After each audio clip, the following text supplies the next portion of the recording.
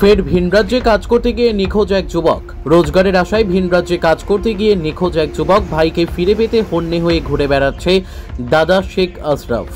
জানা গেছে নিখোঁজ যুবকের নাম শেখ আইবুল, বাড়ি পুকুরিয়া এলাকায়। আরও জানা গেছে রোজগারের তাগিদে বিগত কয়েক মাস আগে ভিন রাজ্য অর্থাৎ দিল্লি পাড়ি দেয় যুবক। তার অন্যান্য সঙ্গীরা বাড়ি ফিরে আসেনি শেখ আইবুল। বিভিন্ন জায়গায় খোঁজাখুঁজি করলেও কোনো সন্ধান মেলেনি ওই যুবকের। তাই নিজের ভাইয়ের খোঁজে হন্যে হয়ে ঘুরে বেড়াচ্ছেন তার দাদা। কোনো সন্ধান না পেয়ে প্রশাসনের দ্বারস্থ হন নিখোঁজ যুবকের পরিবার।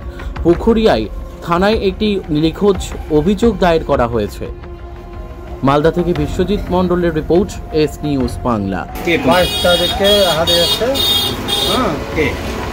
আমার ওর ভাই আইবুল। হ্যাঁ, খুবই খুঁজেছে। খুঁজতে খুঁজতে আমি দেখা হলো না, তবে এটা আমি কাজে অভিযোগ করেছো? হ্যাঁ, করেছি।